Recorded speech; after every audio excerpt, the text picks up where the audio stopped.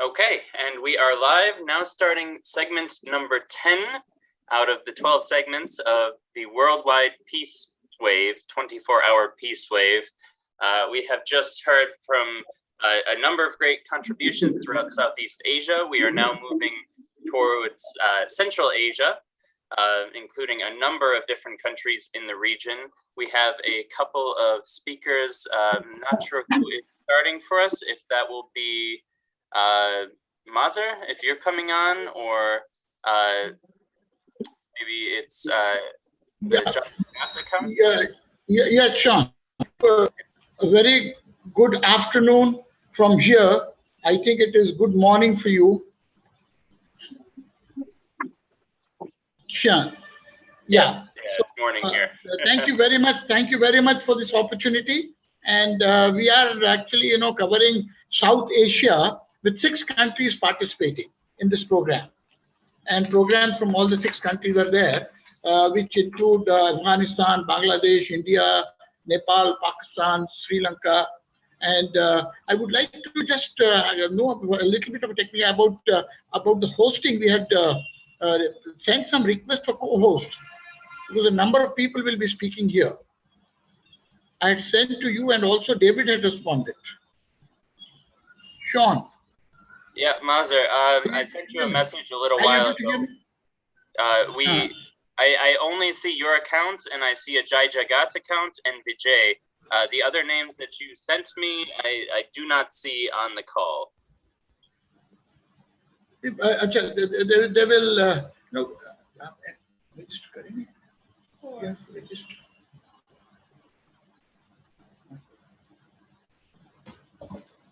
So, Sean, while Mazar is getting that sorted out, I'd like to also, my name is Jill Carr-Harris. I live in India and work with an organization called Ekta Parishad. And I'm really happy to be one of the co-hosts of this Peace Wave, Global Peace Wave, No to War, Yes to Cooperation. We've tried to put together a South Asian segment, as Mazar has said, and along with Mazar and myself is Vijay Bharati. Maybe he could just say a quick hello.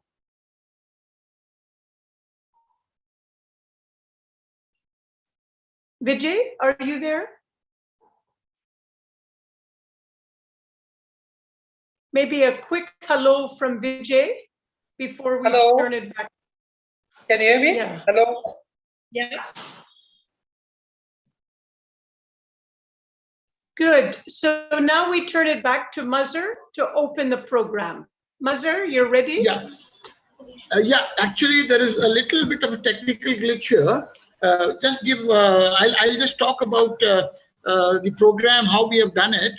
And then we'll start, because some videos we have to show, and then there are some people coming on live also. So first of all, I would like to thank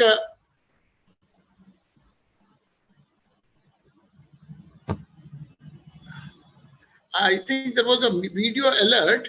Admiral Ramdas is also here. Admiral Ramdas, can you please allow Admiral Ramdas? He is also going to speak. Sean? Yep, are you able to hear me? Yep, so he has the ability as well. Yep.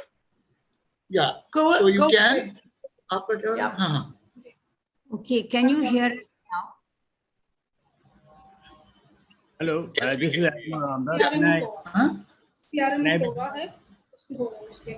Yeah, so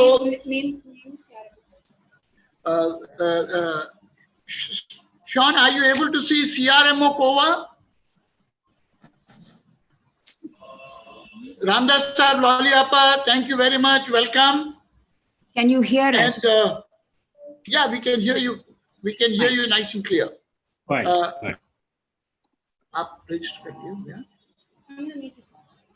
Mazar, just carry on with the poem, and we can move to the indication of. I'm just I have the host has to give some permission. Done. It's done now. It's done. So thank you all very much for being here, and especially gratitude to Admiral Ramdas Saab and Loli Appa. Despite being in a difficult area, you have managed to log in. And now I would like to welcome everybody here to this program, this segment of South Asia for the 24-hour Global Peace Wave. First of all, my congratulations to World Beyond Wars and to International Peace Bureau for this very imaginative program at this very appropriate time. And I am sure, you know, this. I've been following this since yesterday when it started, and it's really rolling on very well. And I hope that, you know, after our 24 hours peace wave gets over, hopefully it will lead to a tsunami of goodwill through the world, through the globe. I would like to first start with a poem by a young person, young lady from Sri Lanka, Aisha. Host has disabled participant screen sharing. Can you please allow my colleague CRMO Kova to share screen? Because we've got a lot of videos and we've got a lot of live programs also, but otherwise a lot of videos also. Can you please allow live sharing? Yeah. Screen sharing? The CRMO. Allow. Yes. Kova. Yeah. Thank you very much. Now that we have put these technicalities behind, hopefully we should be able to sail through. We start with this very poignant, very powerful poem by Aisha Ratnanayake from Sri Lanka, a country which has experienced so much war for so many decades. And this shows I lean over you.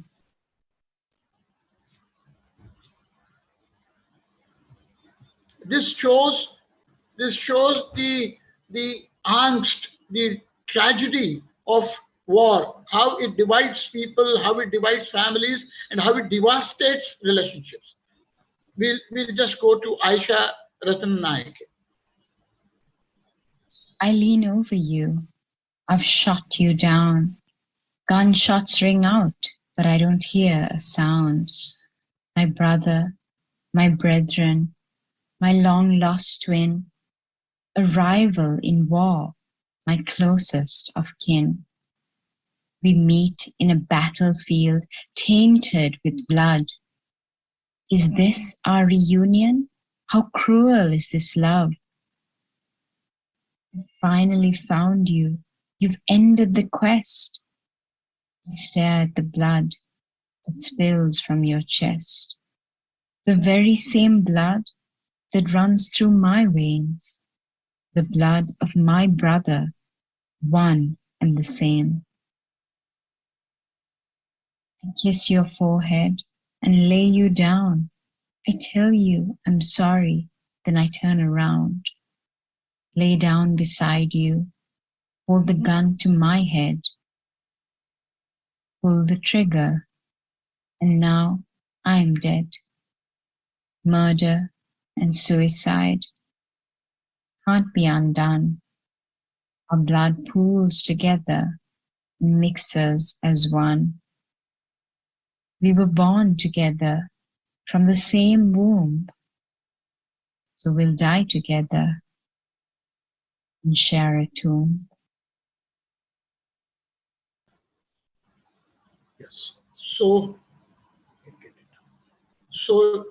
we see how tragic wars can be, and this poem by this young lady, Aisha Ratnanayake, brings it out in such a tragic and powerful manner. And I hope that no one will have to face such tragedies ever. Now I would welcome and call upon Ramu Ramdas, Admiral Ramdas, former Chief of Indian, former Chief of Indian Navy, former Chief of Indian Navy, former Chief of Indian Navy, who is there here with us, and who will be speaking live. actually, because thinking that, there may not be enough connectivity, we had also taken his video, but now that he's live, we are fortunate to have him with us. Admiral Ramdas Saab has been, served in the Indian Armed Forces for 45 years.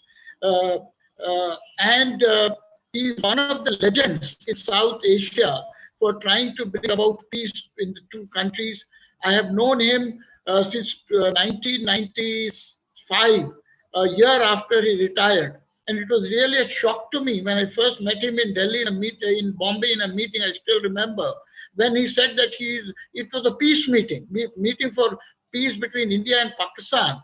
And he introduced himself as Admiral Ramdas. I was shocked and I thought, what is an admiral doing in a peace meeting between India and Pakistan? But later I realized that his contribution to peace in the subcontinent has been marvelous and unparalleled. And for that, he was awarded the Raman Magsaysay Award in collaboration along with Mr. Rahman, I.A. Rahman of Pakistan. So that itself is a very big message to South Asia. And he's been in forefront of many initiatives, including he helped form soldiers, India-Pakistan the soldiers initiative. And I can go on and on, but now I think I would like to request Admiral Ramdas Sir to give his message. Rather, he is going to give us the inaugural address for this program from South Asia and an invocation for peace. Ramdas Sir, thank you very much for being with us. Thank you, Dr. Mazhar Hussain, for all your sweet words. Let me at the beginning congratulate the entire organizing team worldwide for this excellent initiative. I wish to thank you all, and I'll do a little bit of reading to make sure that I don't cross the time, because I'm now getting on. I wish to thank you and all others involved in organizing this important initiative for global peace. It could not have been better timed, as the world is yet again facing a crisis of enormous dimensions. We all thought that when the Cold War ended, the world will quickly return to peace. Unfortunately, we have been disappointed in that hope, and we are witnessing a tsunami of violence all around. In South Asia, most countries are facing serious challenges regarding severe economic difficulties, primarily poverty and unemployment, with the rich getting richer and the poor getting poorer. We are also witness to discrimination against minorities and the virtual breakdown of the democratic processes. Now, all of this above enhances the nature and scale of potential conflict in our region. With big power geopolitical games increasing, not to forget that there are 3 nuclear-armed countries in this region, namely China, India, and Pakistan. The stakes are therefore dangerously high for our people. Having served in uniform for nearly 45 years, I'm a firm believer that wars are no solution to differences between nations and people. Wars are always glorified as necessary in order to secure peace. Nothing could be farther from the truth. My personal experience has therefore led me to advocate dialogue as an effective means of securing peace. There can be no peace without justice, and no justice without peace. This requires each one of us today to raise our voices for peace, justice, and dignity for all. So do join us in saying yes to peace and no to war. Thank you very much for all your patient hearing. Thank you very much, Ramdas sir. An excellent invocation for South Asia and also for the rest of the world. No peace without justice and no justice without peace. I think these are very important messages for all of us. And we really are grateful to you. And I would like to acknowledge Ms. Lalita Ramdas, the partner of Admiral Ramdas sir, who's also here with us, and who has been an inspiration, I think, for all of us, and especially for Ramdas Saab, who's been, doing excellent work. Thank you, Lali Appa, for this inspiration, for being such a wonderful person and such a promoter and advocate of peace. Thank you very much. And now we will move on to a new experiment that we tried. This is Colors of Peace. In that, Colors of Peace. Here, we have tried to get artists from different countries of South Asia. We have here artists from Afghanistan, Bangladesh, India, Nepal, Pakistan, and Sri Lanka. They started painting in their own countries, their expression for peace, and in solidarity with this peace wave, 24-hour peace wave that we are now having. And they have, while they were painting, they have sent across some videos of the beginning and the middle, and today they are going to, share with us the final versions, the final paintings, and also give their messages to us towards the end of this program. So we start with their initial attempts, which they are what they have started initially. This is Ahsana Haq from Bangladesh. And now we have Alpesh Patel from India. He's preparing his canvas, which we will see blossom into something very inspiring toward the end of this program.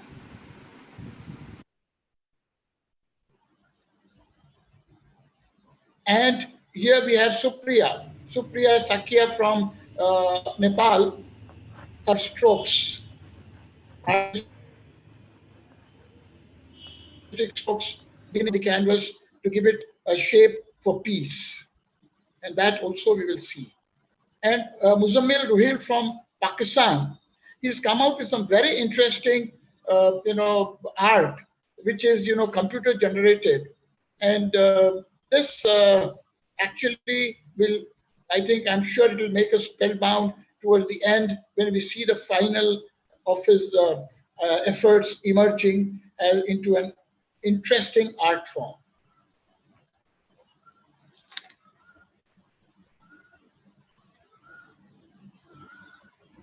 And finally, we have Kusal Gunashekara from Sri Lanka. He's also starting his work, and it is basically about the impact of war on women.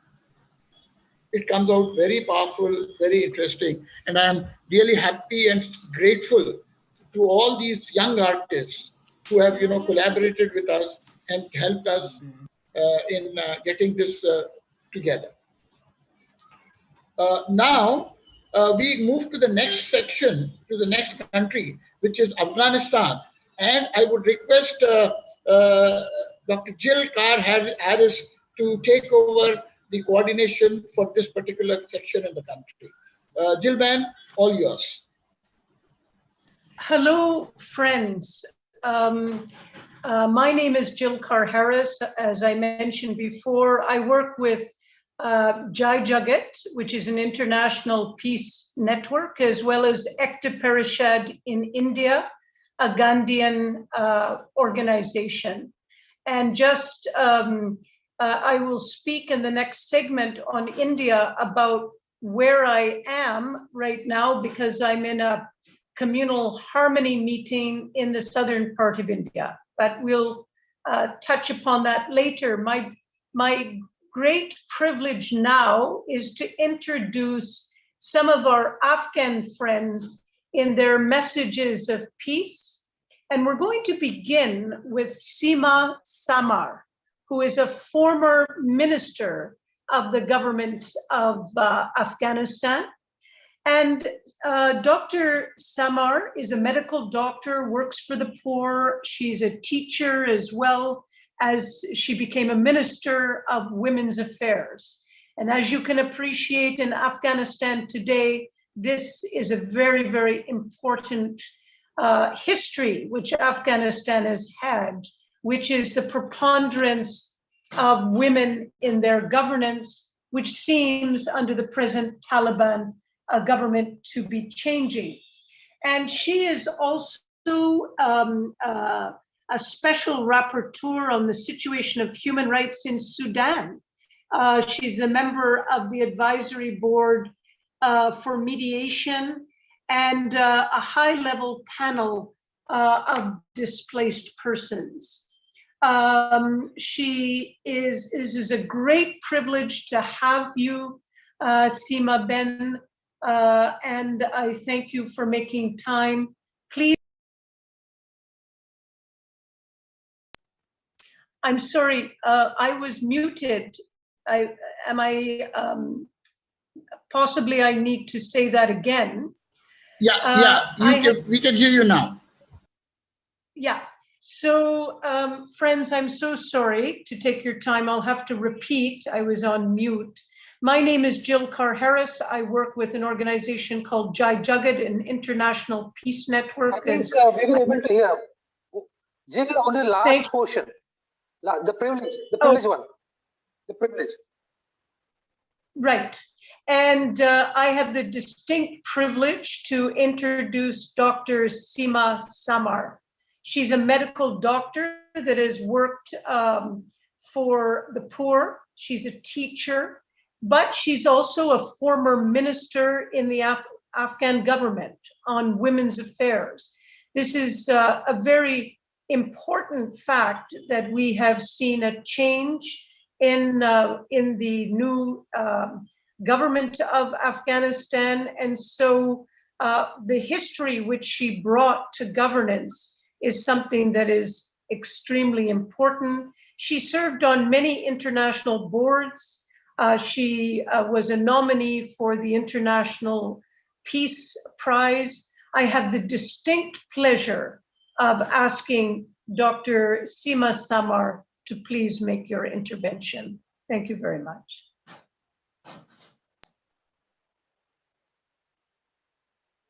Hello, everyone. Hello, everyone. Yes, we hear you. I hope you all had a good time. Thank you for including me in this program. As we all know, war and conflict is very destructive, not only destructive on the infrastructure, but also destructive on social.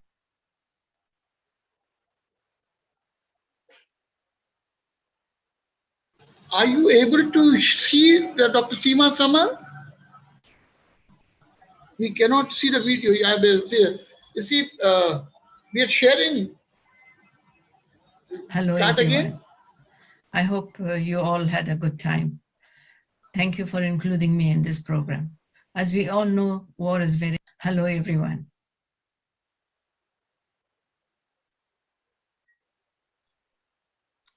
I would just recommend to start sharing the screen again with the video up and share the video specifically, and maybe then it will show it. Let's try this again. Hello, everyone. There we go. That's perfect. I hope you all had a good time. Thank you for including me in this program. As we all know, war and conflict is very destructive, not only destructive on the infrastructure, but also destructive on social fabric of the society. Simply, if you look at the provision of basic social services, health, education is destroyed. The money goes mainly to the military activities rather than providing a good quality of education or good quality of health. When education system destroyed, you can see the outcome of the destructive education system is the Taliban-style regime or people in Afghanistan, because unfortunately the Afghan children was taken to those madrasas to be brainwashed under the name of education. But also the quality education is really important to build a society in the future. The destruction of the health system, you have the mother and child mortality rate is getting high. More children are born.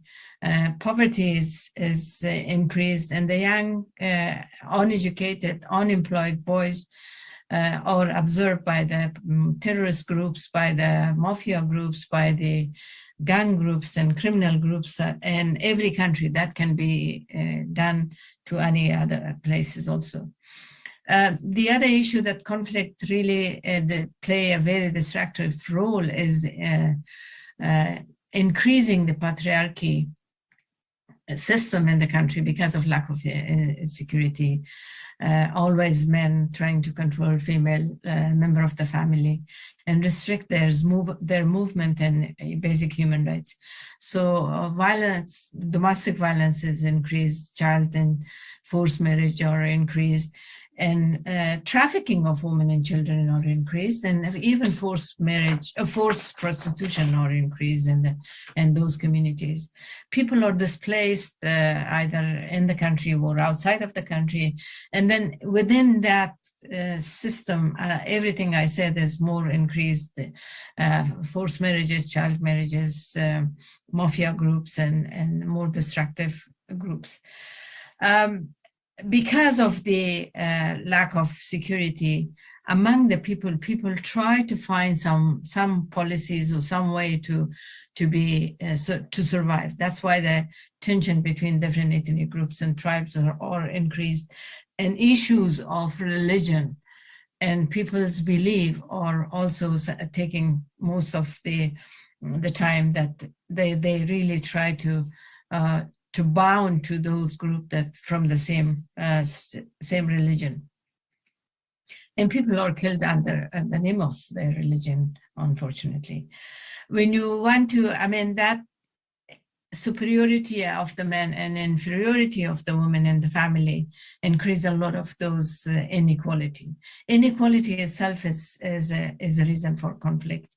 And it's a discrimination. Discrimination increase the conflict in a country. But when we talk of peace, peace is not the end of war. Peace is when the people live with equal rights and dignity, when people have access to basic social services, to quality education. Peace when the people has the right to participate on their political future of the country. Peace means access to justice and accountability and rule of law. Otherwise, we just fuel the culture of impunity, particularly for war crimes and crimes against humanity, as we see in Afghanistan. If there was accountability for war crimes and crimes against humanity in Afghanistan, the people would have not done it in other countries, in Ukraine, for example. So we need to stand for promotion of human rights and respect for human rights principle. That implementation of principles of human rights will be a tool for facilitating a sustainable peace with justice. So thank you very much, and I wish you a very successful program. Thank you very much, Dr. Seema Samar, for those incredible remarks that peace does not end after war, it only ends after all these conditions of justice are achieved. Thank you very much. I want to now introduce a young man. His name is Nematullah Ahangosh, and he is a delightful person, an activist who set up his own initiative on peace, and he's also a poet. So I turn it over to you, Nematullah, to be a peon of a poetry of peace.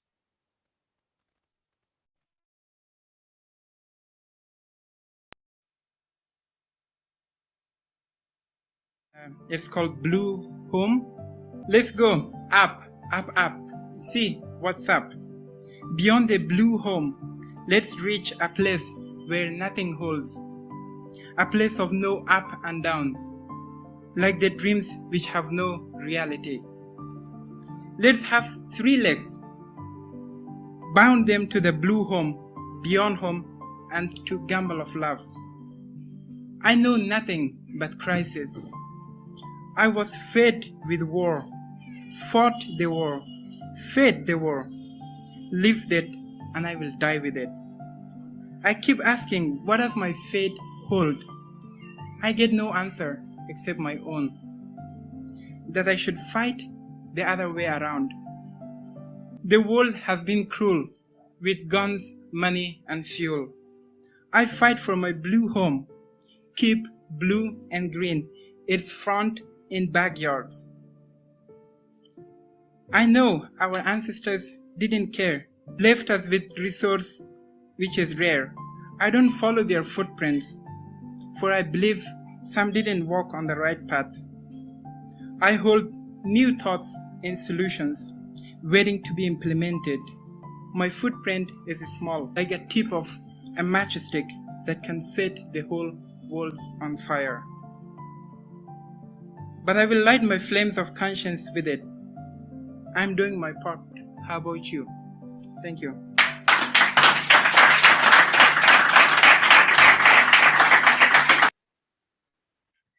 Nematullah, like so many brilliant young people, is currently living in India and seeking some opportunities outside of Afghanistan. And similarly, so I want to thank Nematullah for this absolutely beautiful poem.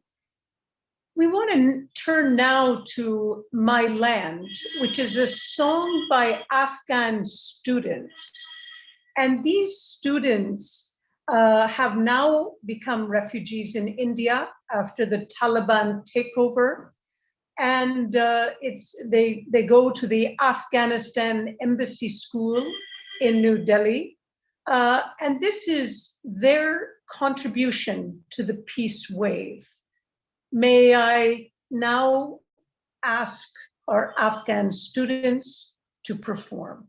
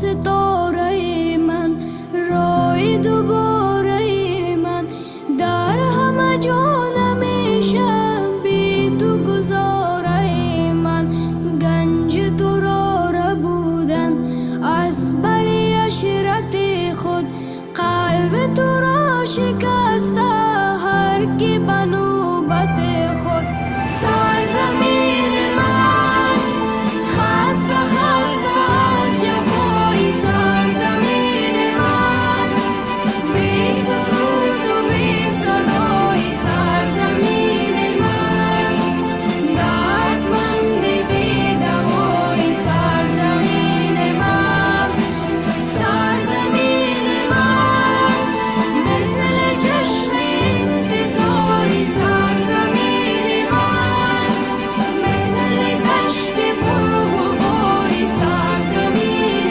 من مثل قلب داغداری سرزمین من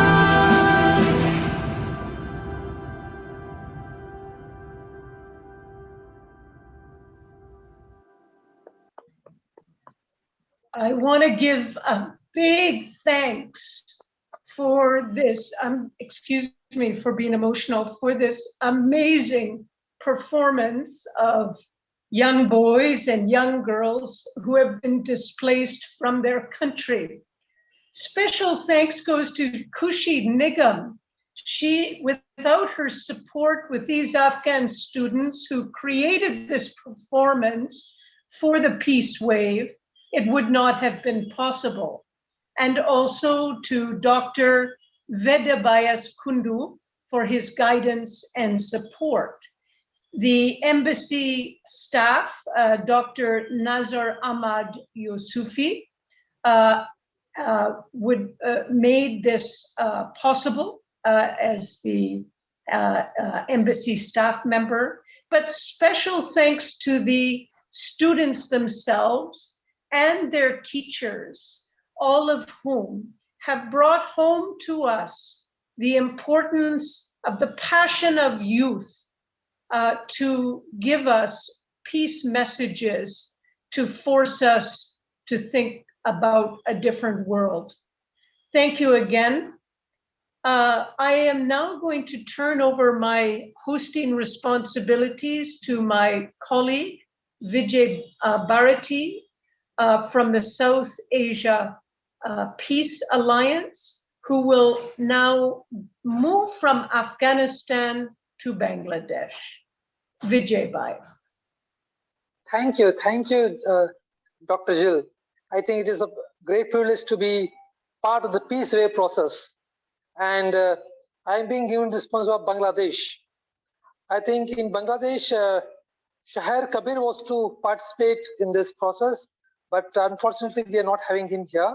But Shahir Kabir is a journalist, a documentary filmmaker, and has been very actively involved in bringing South Asians against fundamentalism and communalism. But we'll have some time later. But we have a peace message from other people from Bangladesh. Ramendu Majumdar. He's one of the leading figures in the cultural arena of Bangladesh and involved with many social, cultural, and progressive movements in the country in the post-independence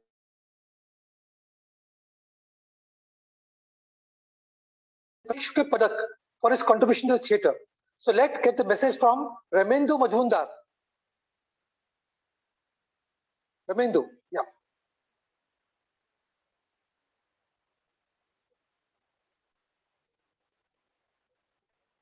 Over the ages, it has been proved that nobody wins in a war. Only violence wins and peace is defeated. That's why every culture, every religion preaches humanity and peace.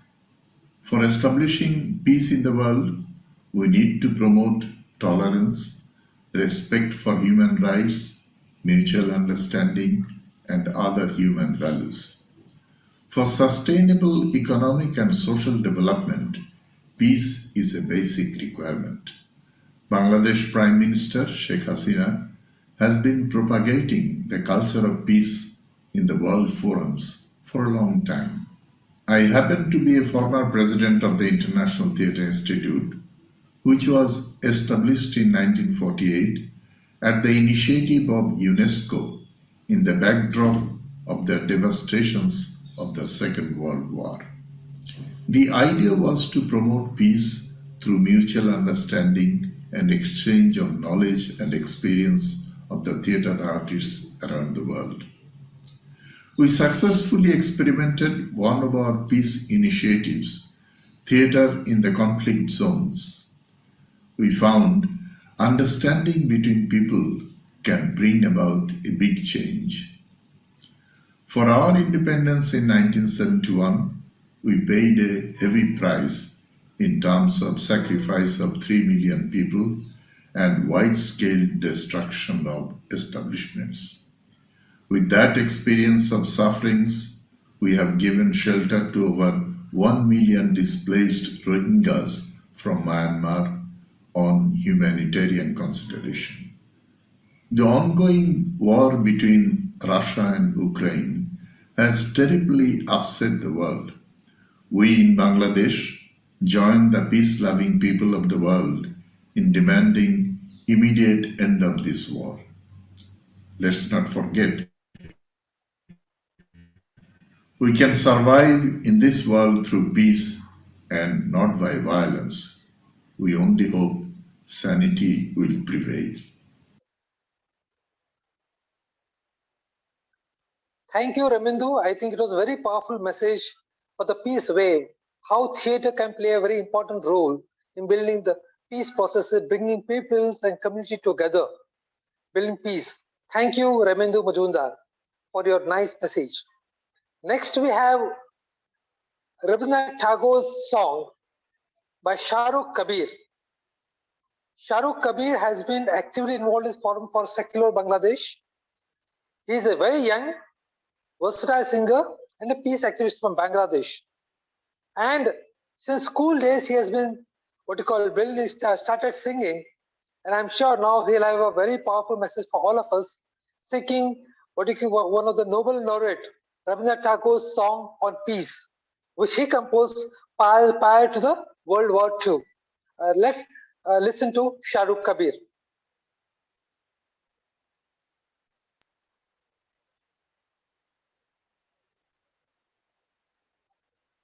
সম্মুখে শান্তি পারাবার ভাষা তরুণী হে কর্ণধার তুমি হবে চিরসাথী লহে ক্রোড়পতি অসীমের পথে জ্বলিবে জ্যোতি ধ্রুব তারকা সম্মুখে শান্তি পারাবার ভাষা তরুণী হে কর্ণধার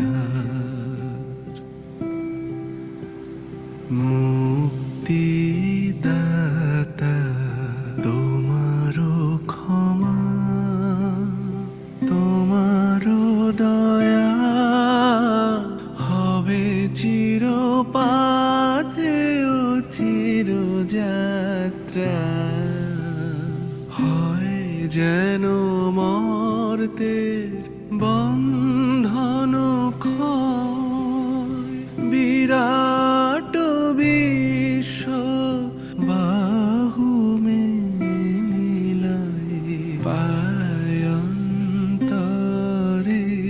নির্ভয় পরিচয় মহায় জানা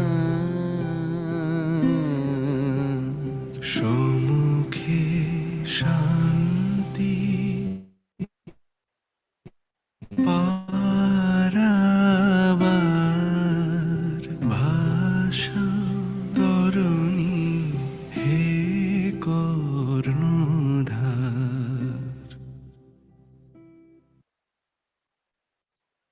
Thank you, Shahrukh. I think it's a very powerful message for peace. Sailing the sea, the peace wave. I think it's a very powerful message for all of us. Moving forward, I bring in Aroma Datta. Aroma Datta is a member of parliament in Bangladesh, in the national parliament. Very active social activist, cultural activist, a journalist, a filmmaker. I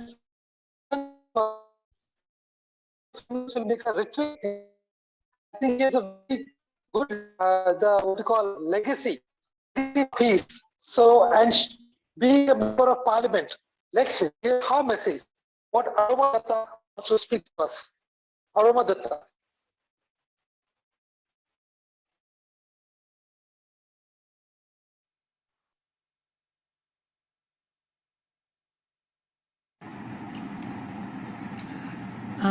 Greetings from Bangladesh. I am Aroma Datta, a survivor from the War of Liberation of 1971, who have managed to escape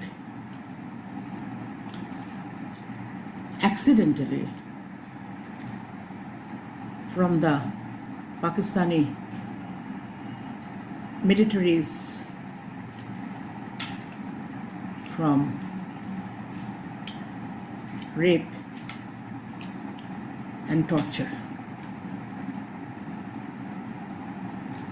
I'm a living example, and it is very difficult to narrate or to speak to the planet when still women and children are victims of war, the worst victims of war.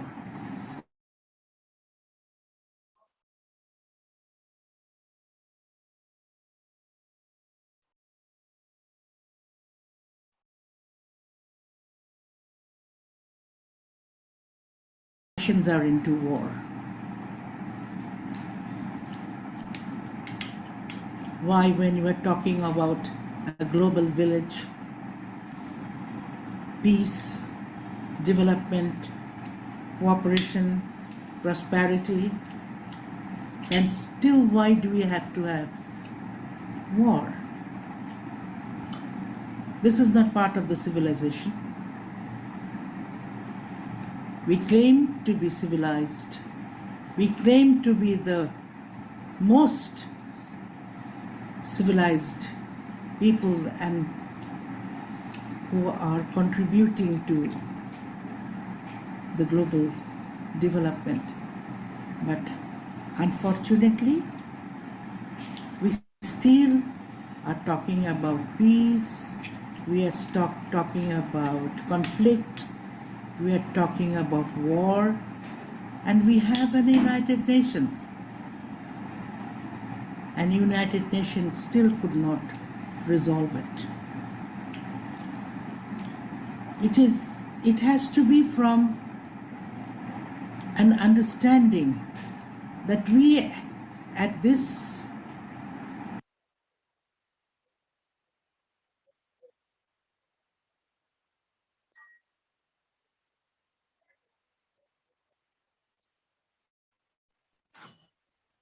Hello? Is it video over or? Yeah. Please go ahead. Okay. Please go ahead. So we had a very passionate appeal and a concern from Aroma Datta.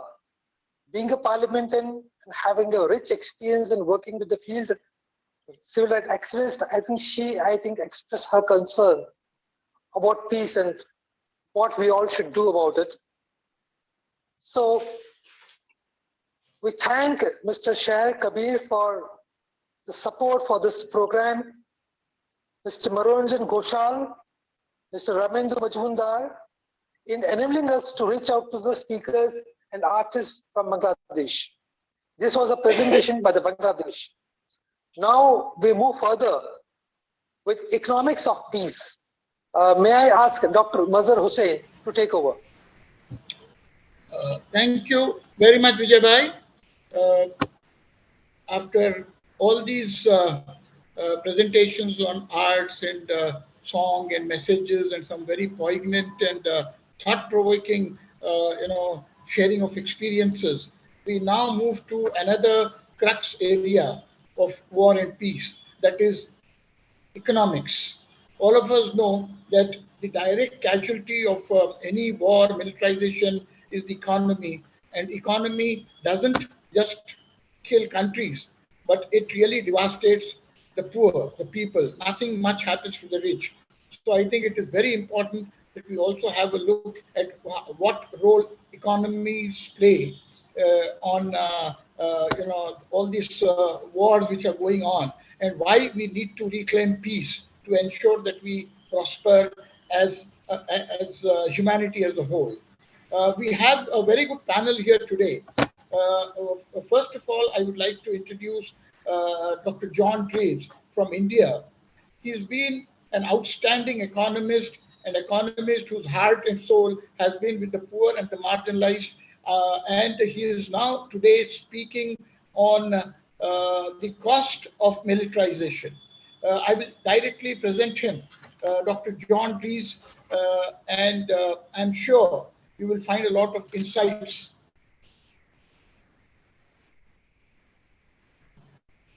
Hello, everyone. I have been asked to say a few words about the costs of militarism with special reference to India and South Asia. Militarism can be seen as the tendency to settle disputes by resorting to the use of force, or more likely, threatening the use of force. This is a very poor method of conflict resolution because the balance of military power tends to bear no relation to the merits of the case. Just to give one illustration, consider the Kashmir conflict. The balance of military power is overwhelmingly in India's favor, and this makes it possible for India to dictate its terms without any regard for the rights and interests of the people of Kashmir. The outcome is that injustice continues, and so does the conflict itself. The same can be said of similar conflicts around the world, from Palestine and Afghanistan to Sri Lanka and, of course, today, Ukraine. Seen in this light, the costs of militarism include the perpetuation of injustice because militarism deprives the weaker parties of a fair hearing. Naturally, the costs of militarism also include a colossal waste of resources in the form of public expenditure on armies and armaments. In India, military expenditure accounts for almost 3% of GDP. This may not sound like a lot, but it is more than twice as much as public expenditure on health. According to SIPRI, the Stockholm International Peace Research Institute, global military expenditure almost doubled in real terms in the last 20 years and crossed $2 trillion for the first time last year. If the same resources were used to fight poverty and hunger around the world, they could work wonders. Perhaps the biggest cost of militarism, however, is insecurity. Military power creates an illusion of security, but when all sides pursue military power, the result is a dangerous arms race. The nuclear arms race, which is still in full swing, is particularly dangerous because nuclear weapons are so destructive and so difficult to control. Nobody really knows how to handle nuclear threats of the sort that were made at the time of the Cuba Missile Crisis in 1962 and may be made again soon in the context of the war in Ukraine. There is no rational way of handling nuclear threats. It is basically a war of nerves. Nuclear weapons are almost bound to be used sooner or later, like all the weapons that have been invented so far, unless we get rid of them once and for all. The persistence of militarism around the world is associated with the continued influence of the so-called realist school of thought. According to realists, a national government should use its power to pursue its self-interest, assuming that others are doing the same. Realists consider the advocates of peace and cooperation as idealistic peaceniks and delusional people, but the fact is that this so-called realism is leading the world to collective suicide, whether it is through nuclear war or climate change. Cooperation is not only possible, it is the only way forward if humanity is to survive. In order for a world order based on peace and cooperation to be possible, something must be done, of course, to reduce power imbalances between different countries. Disarmament is not sufficient for that purpose, but it would be a good start. Thank you. Thank you very much, Dr. John Rees. Nothing could have been more comprehensive. And if even after listening to you, if people cannot be convinced about the stupidity of militarization and continue to spend on wars, I think there is hardly anything that can save humanity. But we don't have to lose heart. I'm sure there are many people who are listening to you, who are getting impacted by you, and even people from the armed forces, from the military backgrounds, are also getting now slowly converted to become peaceniks. Not only that, but we have seen in the case of Admiral Ramdas, former Chief of Indian Navy, he has now become the doyen of peace in South Asia. We now present to you another person from Bangladesh who's been in the armed forces and who's now swearing by economy for peace. And Bangladesh, I think, is a very solid example for all of us to follow how, if you focus more on social development and less on defense spending, how the country can get transformed. We now have General Sikdar making his presentation on peace, Good afternoon economy. To everybody from Bangladesh.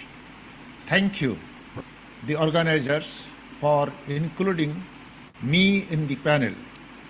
I shall discuss the issue economics of peace as related to Bangladesh. The motto of Bangladesh is peace, harmony and development. The national concept is that the poverty is the biggest threat to peace and biggest enemy to humanity. So, in pursuing the goal of poverty reduction, yearly budgetary allocations are made accordingly, giving priority in that the highest allocation goes to education and human resource development, almost 32% of total budget. In the same way, second highest goes to overall communication sector. Third is social security sector for downtrodden people. And fourth is agriculture and rural development. Fifth is the defense, though only 5.9% of total budget. In social security networks, 112 categories of marginalized people, about 10 million of them, are given monthly cash allowances to support their livelihood. Government provide big subsidies to various sectors amounting almost $12 billion per year. For last 12 years, yearly poverty reduction rate is from 1.4 to 1.6%. 20% of total population, about 30 million people, are brought up over poverty line in last 12 years. Almost all villages are connected by Pakka road networks. 98% people are connected by electricity. 80% people are using standard sanitary system. 80% maternity delivery are taking place in hospital and clinic. Only yesterday, 25th June, 6.15 kilometer long road and rail bridge is inaugurated over the mighty river Padma, spending $3.3 billion. It will add 1.2% growth to our economy yearly. It will facilitate regional and trans-regional connectivity. Bangladesh is committed to no war national policy. Defense expenditure is moderate. Yearly budget allocation not more than 1.6% of the GDP. But armed forces of Bangladesh are developing with other sectors. Defense policy is totally defensive. We have exemplary relation with India, with whom we share 90% land borders. Internal political situation is quite stable and peaceful. Now about challenges. The number one challenge is that still about 30 million people are living under poverty line. Bring them up is the biggest challenge at this point of time. Second challenge is political. That is, religious extremism are rising gradually. That is all from me. Thank you very much. Thank you, everybody. Thank you very much, General Sikdarji. Really appreciate and really grateful to you for bringing out all these very important facts and statistics. The most, I think, moving statement from you about Bangladesh, the policy of Bangladesh is about no war national policy.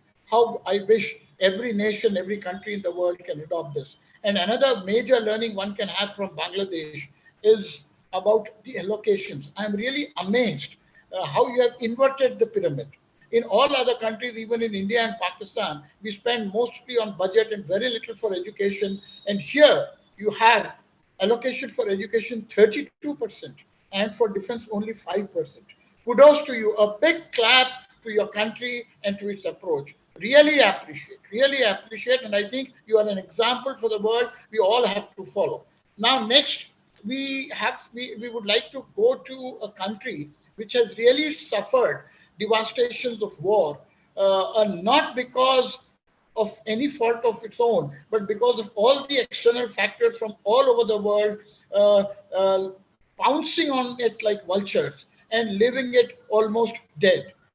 The country which I'm talking about is Afghanistan, and from there we have Dr. B. Ramesh, who is an Afghani economist who is now shifted to India as a refugee, and he's working living in India, and he is going to make a presentation on peace, dividends of peace, and how his own country has suffered from war, and how democracy and peace can save not only his country but also all of us across the globe. I am taking this privilege to present Mr. B. Ramesh of Afghanistan, an economist from Afghanistan.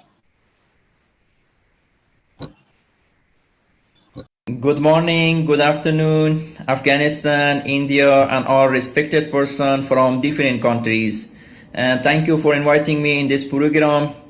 In fact, I wish to very briefly discuss about impact of democracy and peace on economic development, especially in Afghanistan. By a research in Afghanistan and a study of cross-country, I observed that there is a relationship between democracy, peace, and economic development.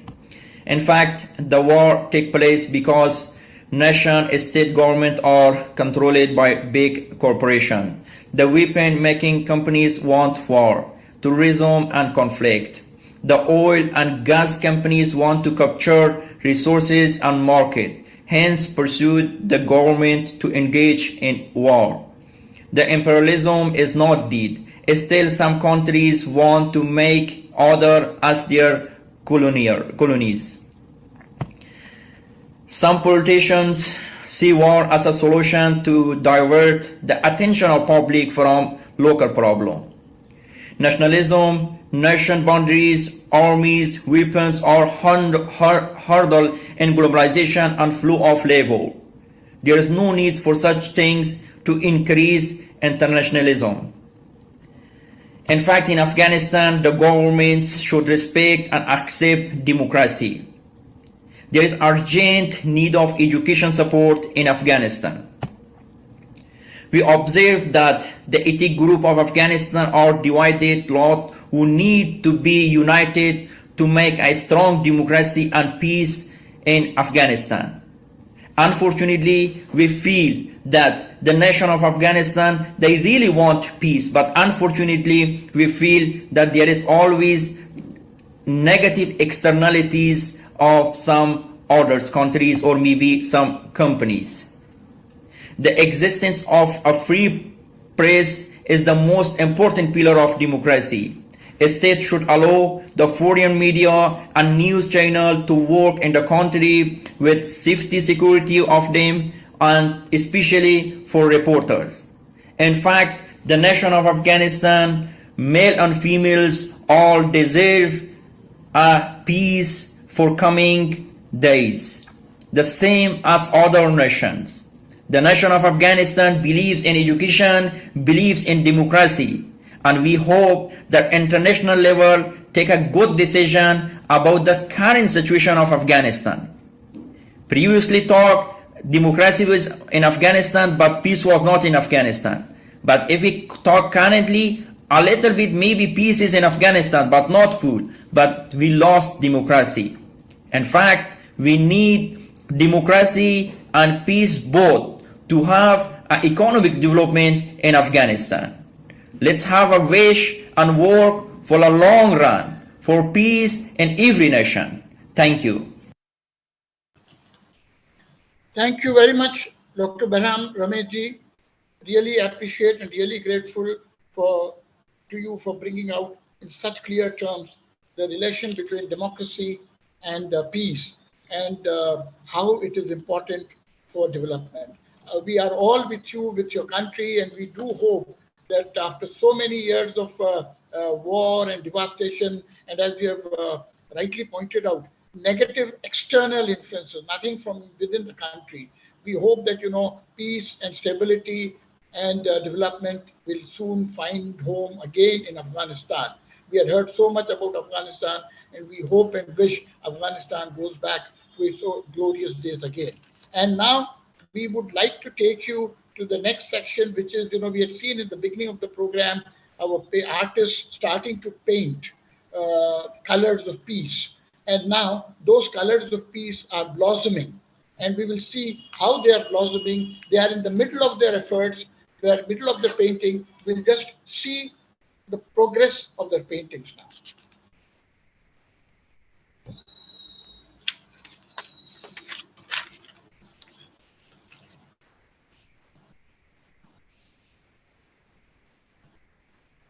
So you see, this is work in progress. This is Hasana Nasreen of Bangladesh. This is the way her painting is taking shape. At the end, she will talk about this painting and what she wants to communicate through this for peace.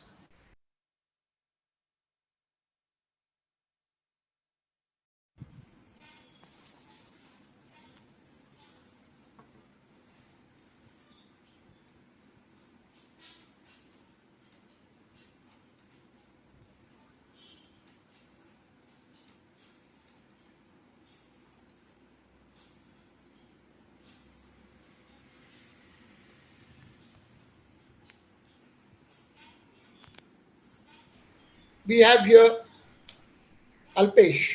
He is showing us his painting.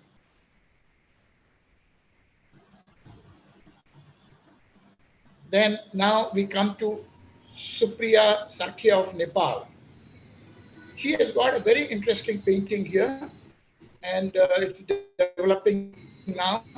And I'm sure at the end of this, towards the end of this program, when she explains the painting to you, you will all be impressed by her concept of peace. We go now to Muzammil Ruhail. It's, as we had mentioned earlier, it is computer art, and he's really been very, very creative, extreme genius, I would say, in this format. And he's using this to come out with some expressions and with some, creations which really steal our heart.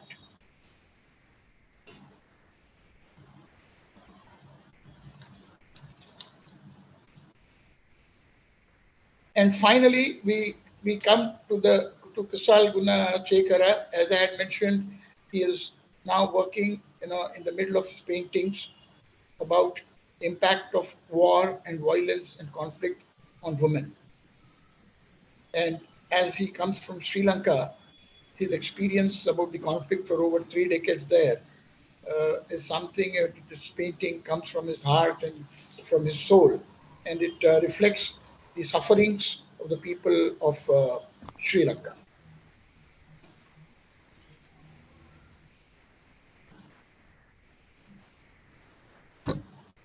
Now we move on to the next section. We come to India, and I request Jill Ben, Dr. Jill Carr Harris, to take this session forward. Jill Ben, India is yours. Thank you. Thank you, Mazhar, for this excellent session you just managed. We're going to now turn to India, friends, and I want to tell you that I'm here in Kerala, southern state of India, and this is a place where many students have recently come back from studying in Ukraine and have brought back heartbreaking stories of war. And I think many of them, in our discussions with them, are beginning to say no to war, which is really, really important. We're also sitting in a small town in Kerala called Palghat. Palghat is in the west, near the Western Ghats. And in this city today, I have just left a all-day fast today, where we're fasting for communal harmony. What is happening in this small town, which has always been peaceful, it has become racked by communal violence between two communities. And we are so interested to join hands with all of those people in Kerala, in Palghat, to call for peace. I think I should just add, after that wonderful session Mazhar conducted on the economics of peace, that we have to see that this communal disharmony is related to a lack of various economic factors like unemployment among youth, climatic factors where the coastal areas are increasingly under threat, and many social issues that are creating this communal violence. This is why we have to not only say no to war, we need to say no to a war economy. We are so delighted by the Bangladesh example, where they have said that their policy should be geared to development and not building up military arsenals. So I think what we're going to do now is give you a presentation of, unfortunately, he's in the fast just next door where I am, Mr. P.V. Rajagopal. P.V. Rajagopal is a Gandhian leader, so he's made a short video for you. But to give a very quick introduction, he has been building up nonviolent social movements, primarily among the poor, in the spirit of reaching a vision where no one is left behind, what we call Sarvodie. Everybody should be included in development. And this is, if this gets achieved, then the communal violence, which he is now protesting or sitting on fast with 150 other people right now, next door to where I'm sitting, that would need not take place. But because we have these conditions, it has. So Rajgopal, a founder, architect of Ekta Parishad and Jai Jagat, two of the organizations I also work in, and has brought an amazing interest to thousands of youth to see how to build a development non-violently and not through competition and through an economics of inequity, sustainability, and non-cooperating, where people are not cooperating. So here is Dr. P.V. Rajagopal's presentation.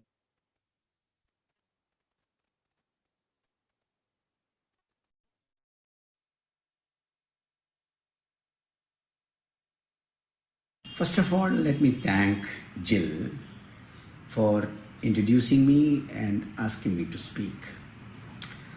I am very happy that the Peace Wave program is picking up well. Large number of people are getting involved in this Peace Wave program because people really want peace. And that is why people are devoting their time to promote peace. Speaking from India, I am very proud that we have a heritage of peace and non-violence. This comes from Buddha, and after Buddha, Gandhi took it seriously. And during the freedom struggle, while Gandhi was very keen to get India free, but he was also very keen that people should learn non-violence. There are incidents in Indian history when the agitation went violent. Gandhiji decided to call it off and said freedom can wait, but people need to learn non-violence because they need to live in a non-violent society even after you become free. So we are very proud of this heritage, and I think Indians should in fact help the world to understand the value of peace and non-violence. Because many other countries may be very good in technology, very good in computer science, but I think India, because of its history of Buddha and Mahavir Swami and Mahatma Gandhi, we need to be proud of what we have, and world is in need of these lessons. You know, in every country where there is conflict and violence, they look towards India because they think this is the country of Buddha and Gandhi, and probably we will be able to offer a solution to conflict and violence. So let us work towards it, and that decision need to come from the people of India, that this is a contribution, this is a gift that we can make to the world at large. In the recent past, we had some very serious setback globally. The war on Ukraine is one such thing. We were working in the region, the Caucasian region, thinking that that region can become a peace zone. And this war has brought difficulties in terms of promoting this idea of a peace zone in the Caucasian region. At the same time, we can be happy what is happening in Colombia is that a person who led an underground movement has now become the president, and the society can now transform into a peaceful society. That is what I believe. So let us all take this Peace Wave program very seriously, and creating a peace wave across the world, and creating a world that is full of justice and peace and non-violence for the generations to come will be a very important responsibility on our shoulder. And I hope through such programs like Peace Wave, we will take that responsibility seriously, and we will understand our heritage, and work towards promoting a just world that is full of peace and non-violence, so that people can live, coexist on this world happily. So thank you very much for this program, and I hope this is going to be a great success. Thank you very much. Thanks to Rajagopal for this message. I want to now turn to a very interesting woman, Khushi Nigam, who's a student of Delhi University, proficient in many languages. And she translated a poem by not translated, she's going to recite a poem by Sayyida Rumana Mehdi of Pakistan. And what more beautiful way to describe India, as Rajgopal said, is to see India in its small instances of nonviolence and peace. So over to the team, over to Khushi Nigam in her recitation of this beautiful poem. Which is dedicated to the peace of India and Pakistan. There is a thirst for revenge, and there is a desire to kill.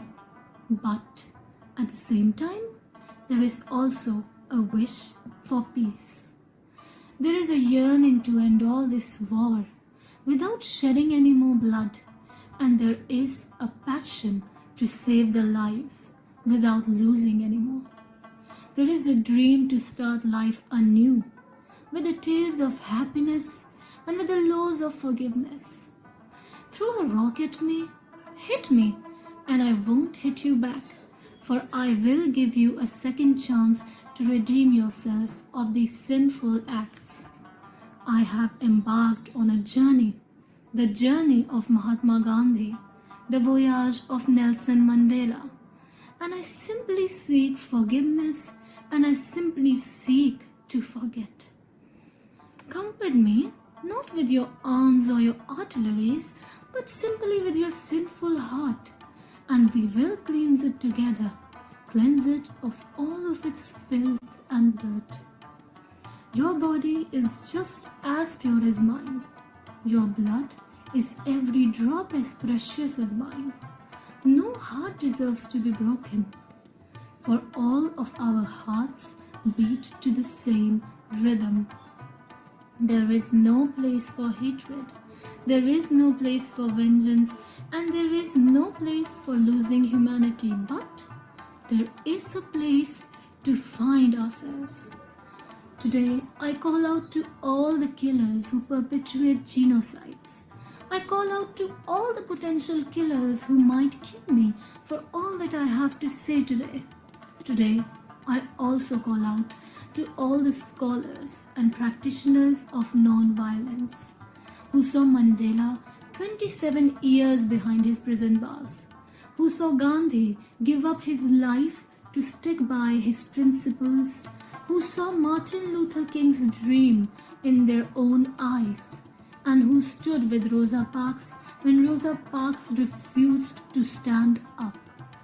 Today, let us come together, dear friends, to create power, to create a positive force, to create a healing potion, and to create a spell binded together with the blessing of non-violence and love.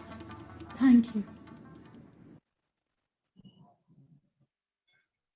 We thank you for this beautiful blessing of nonviolence and love. I want to now turn to a very difficult subject, which is the role of the media in war reporting and how it creates often different kinds of manipulations on the minds of the readers or the viewers. The next speaker is Seema Mustafa. Seema is the president of the Editors Guild of India, a very senior position. She's been She's been a journalist in the Indian Express, Economic Times, Telegraph, basically many of the main newspapers in India. And she's covered conflicts in India and in Asia. And so it gives me great pleasure to ask Seema Mustafa to please provide some insight into this area of concern.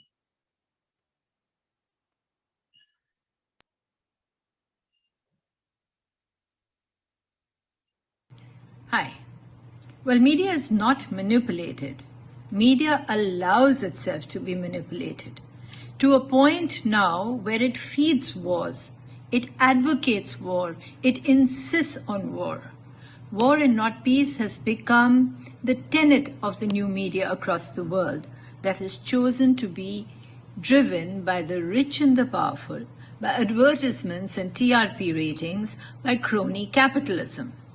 And along the way has rejected the constituency of the poor and the marginalized, of peace and unity, of harmony and amity, and in the process become part of governments and the establishment and have stopped being the messenger, carrying the voices of the people to the corridors of power, of bringing truth to power.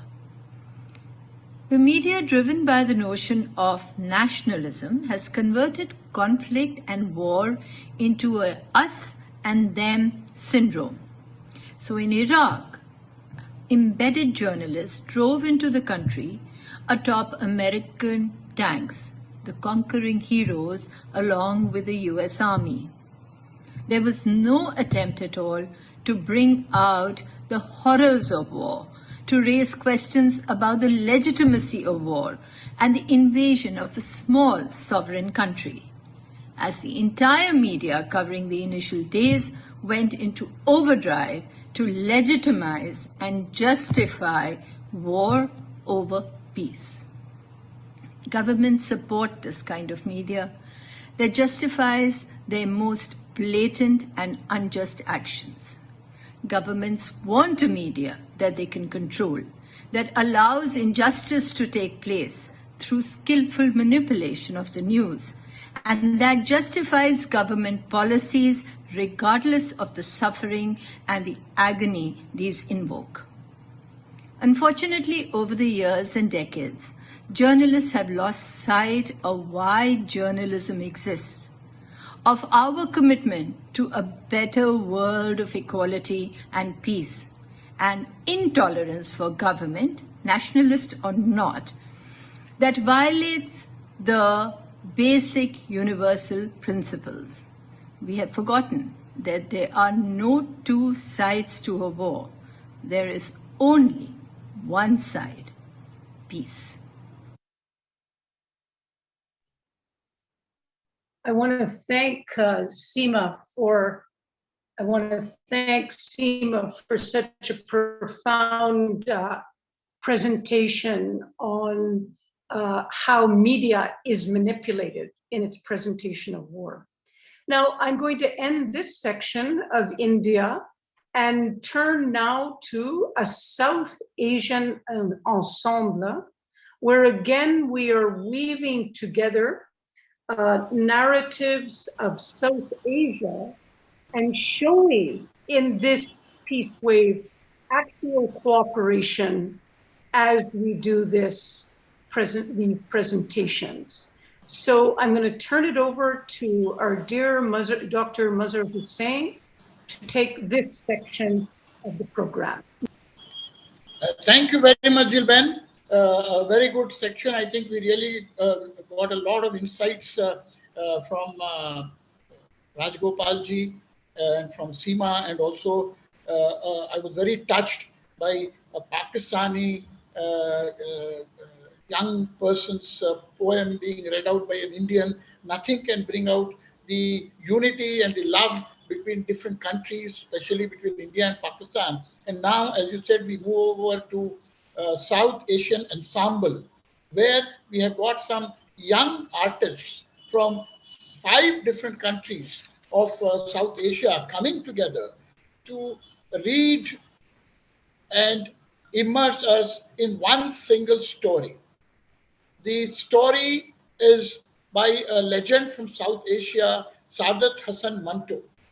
He has written many short stories which really transform your thoughts and your feelings and thinking on a variety of issues. And this one is about war.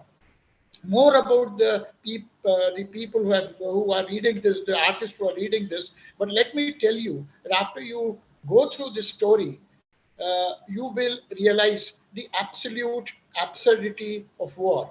Here we have presenting to you Sadat Hassan Manto's The Last Salute, being narrated by 5 artists from 5 countries of South Asia. The Last Salute. Subedar Rab Nawaz understood one thing. They were fighting to win Kashmir. Why did they need to win Kashmir? Its annexation was vital for the survival of Pakistan.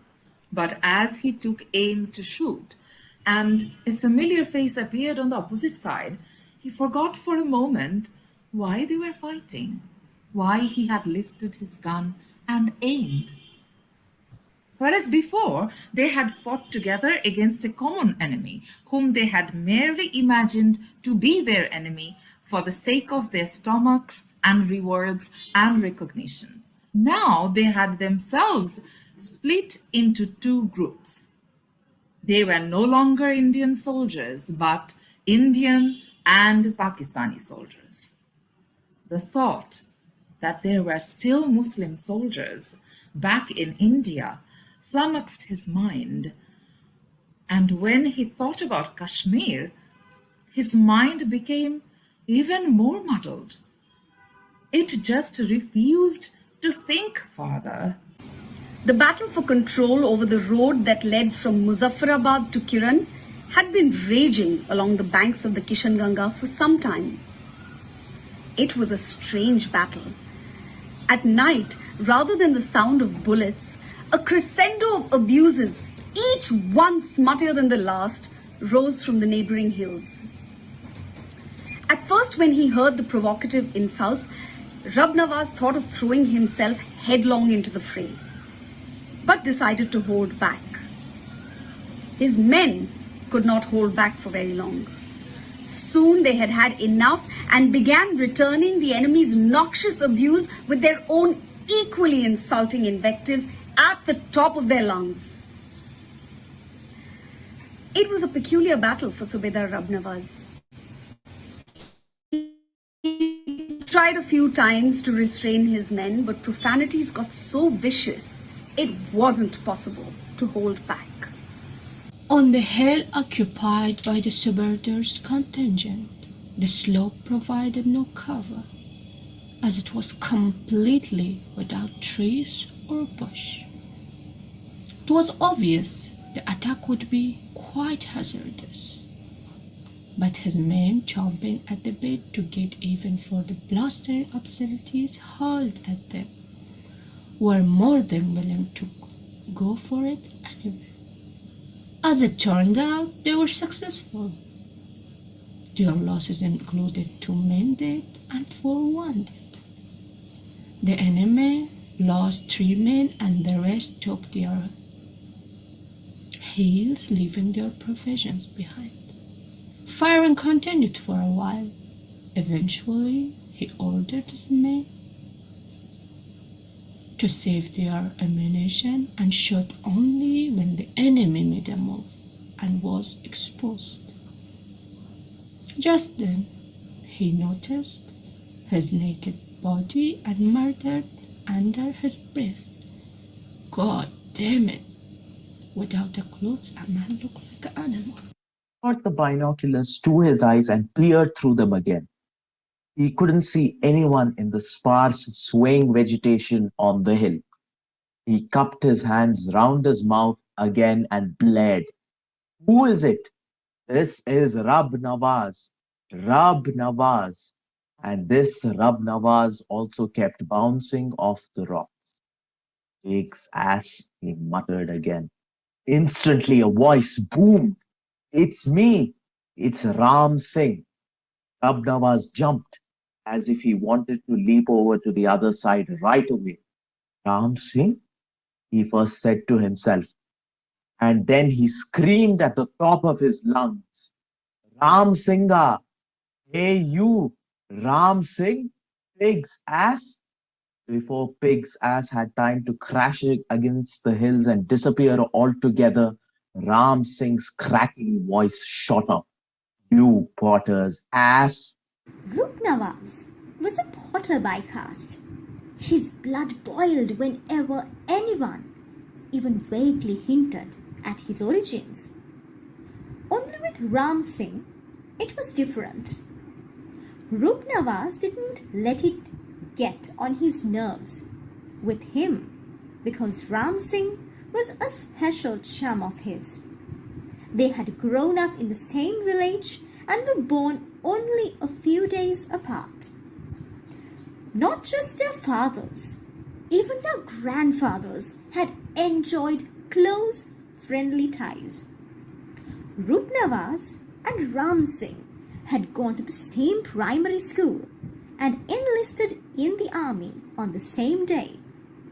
In the last Great War, they had fought side by side on several fronts. Ram Singh's loud laugh shot through the air. Rup Nawaz had his gun aimed in the direction of the enemy and let it go off playfully. A scream tore through the air. He quickly peered into the binoculars and saw a man rise and hobble out from behind the stone bulwark, doubled over. Holding his stomach, the man crumbled to the ground after going a short distance. It was Ram Singh. Ram Singh was lying on the rocky ground in a pool of blood, groaning. He had been hit in the stomach. A gleam appeared in his eyes when he saw Rup Nawaz. Smiling, he said, "You potter's ass, you did this. Whatever for?" Rup Nawaz felt as if he was the one who had been shot in the stomach and was now writhing in agony. He smiled, bent over Ram Singh, and started to unfasten his belt. "Pig's ass! Who asked you to stand up?" As his belt was loosened, Ram Singh cried out from intensity of the pain. Rup Nawaz examined the wound. It was nasty. Ram Singh pressed Rup Nawaz. And then he went down the memory lane, talking about their childhood, their village, stories of their school time, their time in 6x9 Jet Regiment, jokes about their commanding officers and their affairs with strange women in the foreign lands. And during one lucid moment, he asked Rab Nawaz, "Yaar, tell me honestly, do you people really want Kashmir?" Rab Nawaz replied in all earnestness, "Yes, Ram Singha, we do." "No, I can't believe it. I think you people have been taken for a ride." "No, I think it's you people who've been taken for a ride," Rab Nawaz said emphatically to convince him. Major Aslam, the platoon commander, came with some of his soldiers a little before sundown, but there was no medic with him.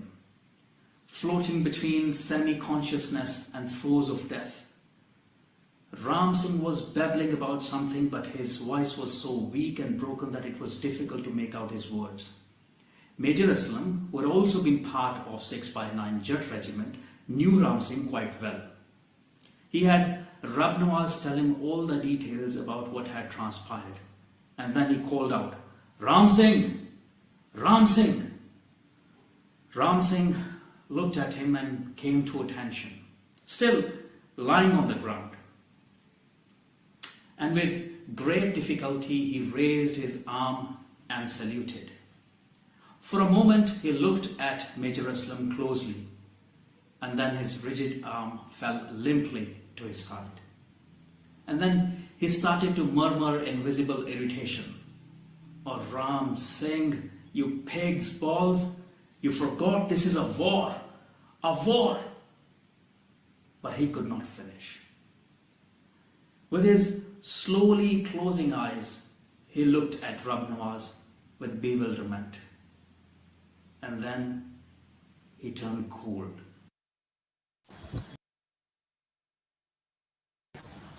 So, this is a story which was written by Sadat Hassan Manto around the first war of Kashmir, which was fought for Kashmir between India and Pakistan in 1948, where we find that two friends from the same village growing up together find themselves, when the Indian army got divided into Indian army and Pakistani army, they found themselves on other side, and the one ended up killing the other. Earlier, when we started this program, we saw the story, a very powerful poem rather, by Aisha Ratanaika of Sri Lanka, where we find that twins are there on the other side, opposite side of each other in conflict. Both these bring out not only the absurdity, but also the cruelty and the foolishness of war and conflict. And I think despite all these examples, despite all these illustrations, I think we all continue our foolishness. I wonder when we will come out of this, but I would like to acknowledge and thank these youngsters who have read these story together, coming from different countries. From Bangladesh, we have Samina, and then from India we have got Deepika Mahidara. From Afghanistan, a school student, Fatima Fagnat, and then from India another school student, Arnab Maturi, and from Sri Lanka, Ramalka Kasige, and from Pakistan finally, Umar Bhatti. Thank you all for making this possible, for coming together, and we hope that your sentiments and your statements and your narration will bring South Asia also together in the near future. Now, I would like to request Vijay Bhartiya ji, Vijay Bhai, to take us to Nepal. Vijay Bhai. Oh, can you hear me? We can hear you. We can Hello, hear you. Bhai? We can hear you. Please. I think it is a wonderful thing that you brought. I think why this South Asian ensemble is a powerful example of the peace wave of bringing South Asian young people together. And I think we should continue with this idea of a South Asia ensemble every month, where young people from South Asia come together and collaborate and do something together. It's a very good idea. We should take forward this. Moving forward, we have Nepal. From Nepal, we have Chief Election Commissioner, former Chief Election Commissioner, Upreti. Upreti with us. So can we have a message from him?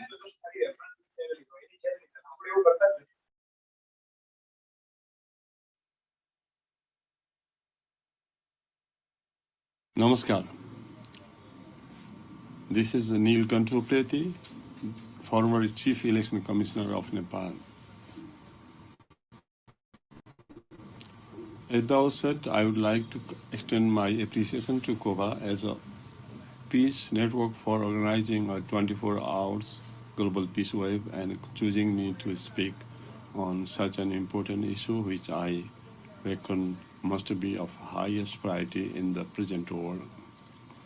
I would also like to bring here a historical perspective that one of the heads of the state of Nepal had judiciously proposed Nepal as a zone of peace in the year 1975. Nepal's proposition of the zone of peace was endorsed by over 116 countries, indeed, of the world and comprehensively, the intention was to give a new dimension to the non-alignment policy of Nepal. It was well thought that we, Nepali, genuinely desire peace, not only in Nepal, but also in our region and elsewhere in the world. We believe that peace lies at the very root of human progress, development, and happiness. Syndromes of hunger for peace and syndrome of hunger for power are conflicting.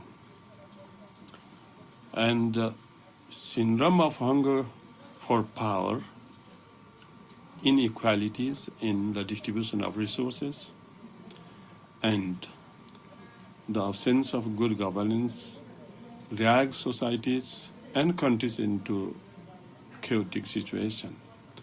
We have seen and also have been experiencing that home-born conflict have turned into civil war.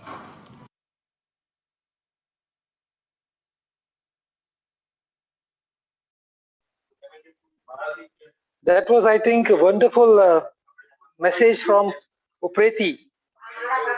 Upreti's contribution has been in Nepal and also in the international place. In Afghanistan, he played a very important role in election management, and also he is awarded several medals.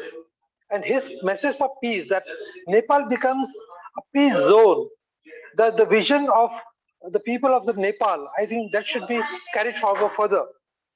In this attempt, in this process, I think in the peace wave, Moja helped us in reaching out to the participants. We're thankful to him.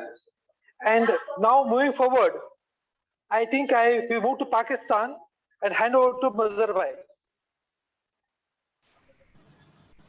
Thank you very much. Thank you very much, Vijay Bhai. Now, Pakistan means a lot of things to a lot of people. To me also, it means a lot of things, and it means a lot. But I think one of the very fine things about Pakistan is that it is also the land of the sublime and of arts.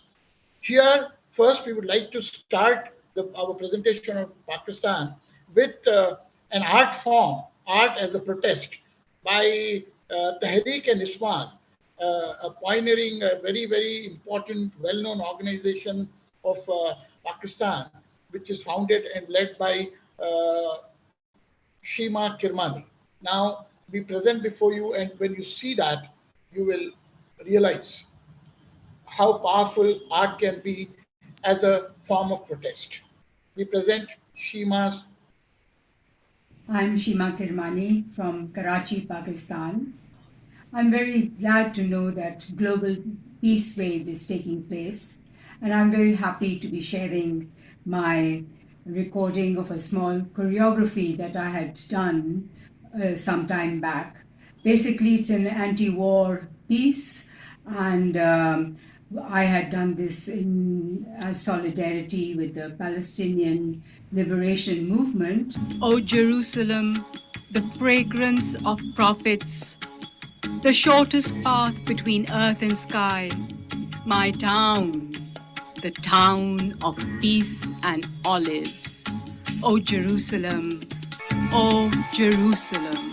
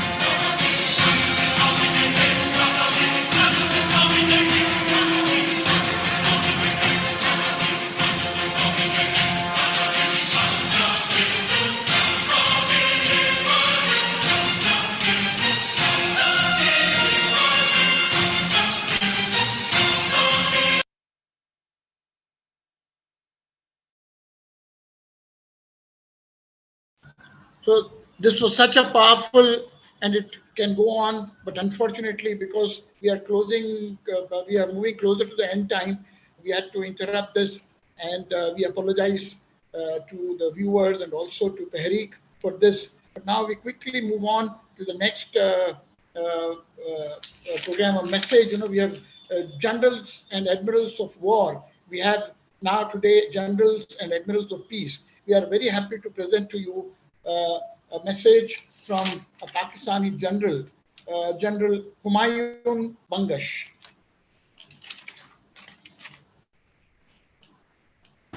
I'm happy to learn about the Zoom program being arranged by Global Peace Wave through the efforts of Mr. Mazhar to promote peace and cooperation and say no to war. The disastrous effects of COVID pandemic have been accentuated by the conflict in Ukraine, which has burdened the weaker economies of poor countries and has put the people in extreme difficult positions. There is a need to put an end to this conflict forthwith so that the essential supply of energy and foodstuff can be restored in order to bring the sufferings of the poor people to an end. Indo-Pakistan relations in the last years have also been a great cause of concern for us. There is a need for us to put pressure on our governments to adopt policies and measures which bring benefit to the common man rather than harping on our old conflicts. Thank you.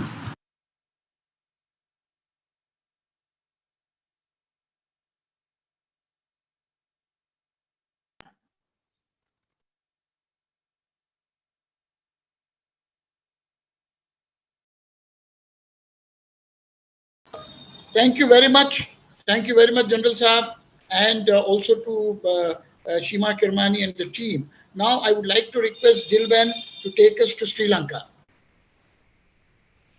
Thank you. Thank you, Mazhar Bhai. Just before I introduce Radhika, and I'll do it briefly because we have very little time left in this program, but Sri Lanka is going through an immense crisis of hardship and rampant inflation, food insecurity, social unrest. So part of our problem was to get people to come online. So this is something which I just wanted the audience to know. But now I have the pleasure of introducing Radhika Kumaraswamy. She is a very well-known personality, former Undersecretary General of the United Nations, and has done huge amount of work in the UN as a special rapporteur for children and armed conflict, and other UN, prestigious UN positions. She's basically a lawyer. Her main areas of work have been violence against women, housing, human rights, and so on. So please let us turn to the message of peace on behalf of the people of Sri Lanka by Radhika Kumaraswamy.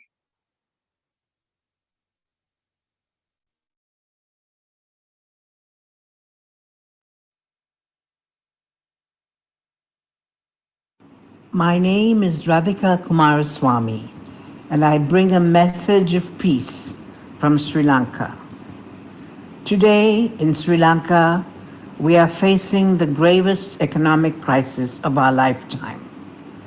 We have problems finding fuel, food, gas, and health products. Everyday life has become a matter of survival. The most vulnerable of us suffer enormously. Our children are being denied education, and our young people the right to work. And yet, as people's movements come forward to protest and organize, we see a ray of hope. Young people have come to the fore. They have taken the lead. They unite us across ethnicity, class, gender, and religion. They commit us to democracy and to protect our environment. In them we see a new tomorrow. Let their spirit spread across South Asia and through it to the world. May we live and may we work toward a world where there is peace, equality, and freedom. Thank you. Thank you very much for this very powerful message, Radhika. As there is little time, we are skipping over some of the programs, only 2 programs. The finals of the paintings is there, but we'll share it with you subsequently. Now, I would like to bring in a perspective from South Asia, creating a union of South Asia by Beena Sarwar, a leading activist from South Asia, a journalist, and who has been working for peace in South Asia for the past 3 decades. Thank you, Mazhar Hussain, for the invitation to join this amazing event, this global peace wave that started yesterday at 2 p.m. in Ireland and will conclude tomorrow at 4 p.m. in Ukraine. Thank you, Dr. Jill Carr-Harris, for the kind introduction. It is an honor and a delight to be here with you and so many other like-minded comrades. The theme, No to War, Yes to Cooperation, is something that many participants of this event have been working on for years, if not decades.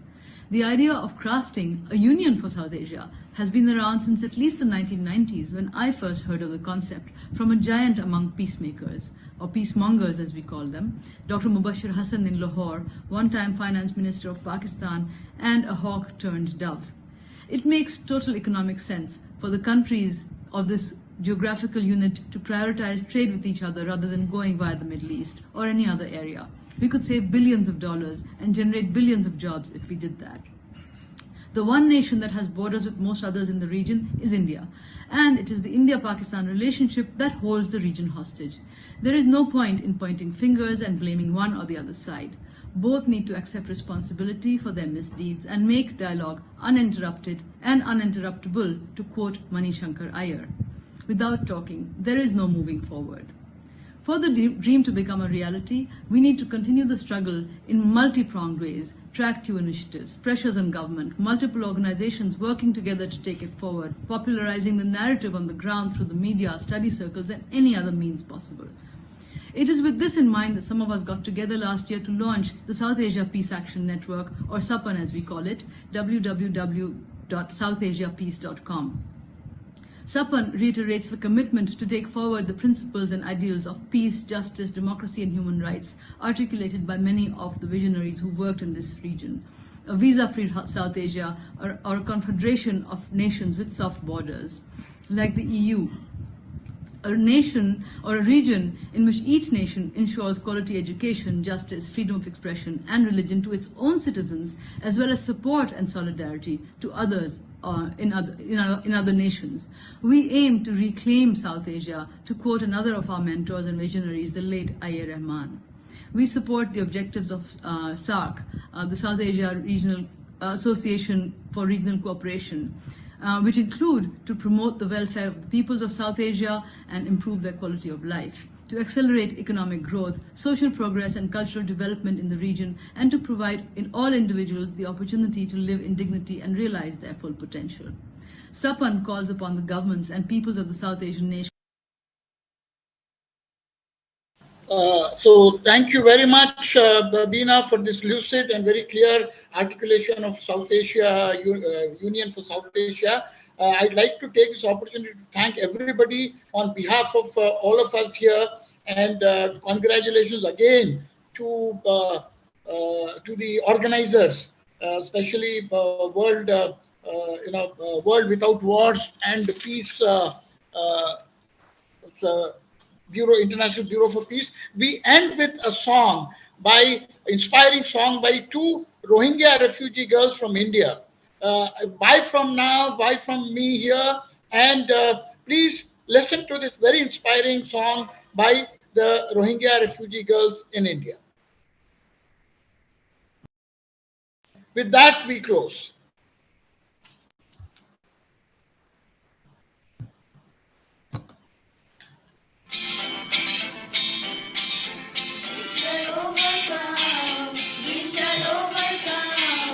We shall overcome someday.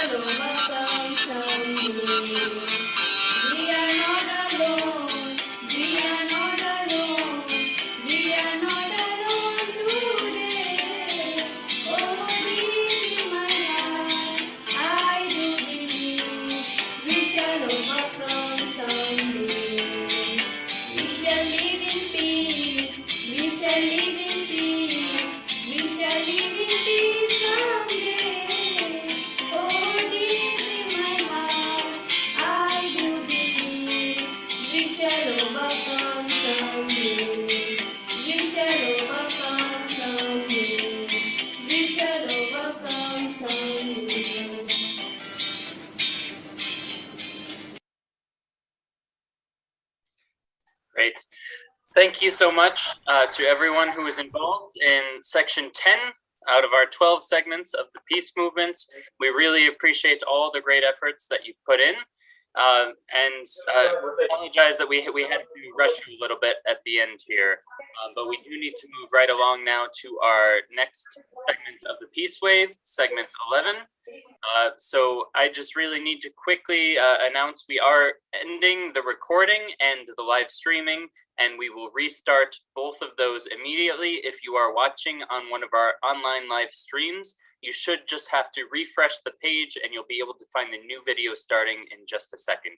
Thank you very much, and we'll get started in just 1 second.